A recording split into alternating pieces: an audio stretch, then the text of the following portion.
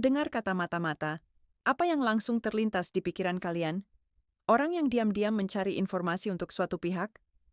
Menariknya, dalam sejarah Indonesia ada seorang tokoh yang sering dijuluki sebagai mata-mata Belanda karena begitu memahami kehidupan umat Islam, khususnya di Aceh. Tokoh itu adalah Snoek Hurgronje. Pernah nggak sih kalian kepikiran, kok Belanda bisa memahami masyarakat Aceh yang saat itu sangat kuat mempertahankan agama dan terus melawan penjajahan? Salah satu jawabannya ada pada seorang orientalis yang rela belajar bahasa Arab, tinggal di tengah masyarakat Muslim, bahkan melakukan penelitian langsung ke Mekah. Sekilas, ia terlihat seperti ilmuwan biasa yang ingin memahami Islam secara lebih dekat. Namun, bagaimana jika pengetahuan yang diperolehnya kemudian digunakan untuk membantu pemerintah kolonial Belanda menghadapi perlawanan rakyat Aceh? Karena itulah, nama Snoek Hurgronje selalu muncul ketika membahas orientalisme. Bagi sebagian orang, ia adalah ilmuwan yang berjasa dalam kajian Islam. Namun bagi sebagian lainnya, ia dianggap sebagai tokoh yang membantu Belanda mempertahankan kekuasaannya di Indonesia.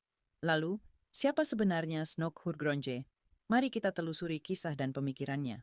Snoek Hurgronje lahir di Belanda pada tahun 1857. Ia dikenal sebagai seorang orientalis, yaitu sarjana barat yang mempelajari bahasa, budaya, dan agama masyarakat timur, termasuk Islam. Sejak muda, Snoek menunjukkan ketertarikan yang besar terhadap dunia Islam. Ia mempelajari bahasa Arab secara mendalam dan menempuh pendidikan di Universitas Leiden, salah satu pusat studi timur terkemuka di Eropa pada masa itu. Berbeda dengan banyak orientalis lain yang hanya mempelajari Islam melalui buku dan tulisan, Snoek memilih untuk melakukan penelitian secara langsung. Ia percaya bahwa untuk memahami Islam secara utuh, seseorang harus melihat bagaimana ajaran tersebut dijalankan dalam kehidupan sehari-hari oleh masyarakat Muslim. Keinginan untuk memahami Islam secara langsung, inilah yang kemudian membawanya ke tempat yang sangat penting bagi umat Muslim, yaitu Mekah. Pada masa itu, sangat sedikit orang Barat yang bisa masuk ke kota suci tersebut. Di sana, Snoek mengamati kehidupan umat Islam dari berbagai negara yang datang untuk menunaikan ibadah haji.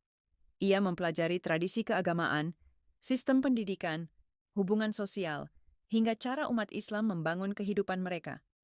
Dari pengalamannya di Mekah, Snoek memperoleh pemahaman yang luas tentang Islam. Ia menyadari bahwa Islam bukan hanya soal ibadah, tetapi juga memengaruhi kehidupan sosial, budaya, pendidikan, bahkan politik masyarakat Muslim. Pengalaman tersebut membuat namanya semakin dikenal dalam dunia akademik dan menjadikannya salah satu orientalis yang dianggap paling memahami dunia Islam pada masanya. Namun, perjalanan Snoek tidak berhenti di Mekah. Beberapa tahun kemudian, ia datang ke Hindia Belanda atau wilayah yang sekarang dikenal sebagai Indonesia. Pada saat itu, pemerintah kolonial Belanda sedang menghadapi masalah besar, yaitu Perang Aceh. Merupakan salah satu perlawanan terpanjang terhadap kolonialisme Belanda. Meskipun memiliki persenjataan yang lebih modern, Belanda tetap kesulitan menguasai wilayah Aceh. Karena itu, pemerintah kolonial berusaha memahami masyarakat Aceh.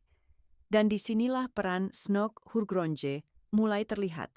Snoek melakukan penelitian langsung di Aceh dengan mempelajari adat istiadat, kehidupan sosial, peran ulama, dan pengaruh Islam dalam kehidupan masyarakat. Dari hasil penelitiannya, ia menyimpulkan bahwa Islam memiliki peran yang sangat besar dalam membentuk identitas dan semangat perjuangan rakyat Aceh.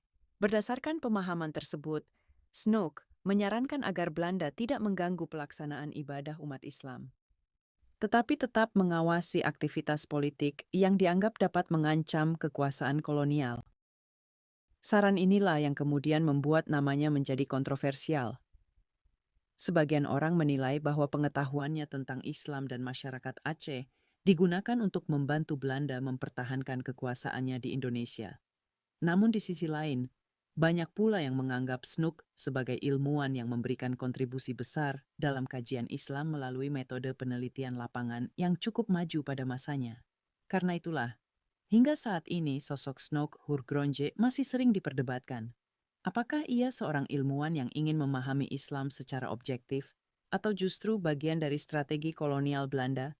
Kalau kalian hidup pada masa itu dan menjadi bagian dari masyarakat Aceh, Kira-kira kalian akan melihat Snoke Hurgronje sebagai apa?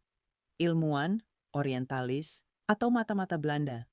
Sampai hari ini, tidak semua orang memiliki jawaban yang sama. Dan mungkin justru itulah yang membuat sosok Snoke Hurgronje tetap menarik untuk dipelajari hingga sekarang.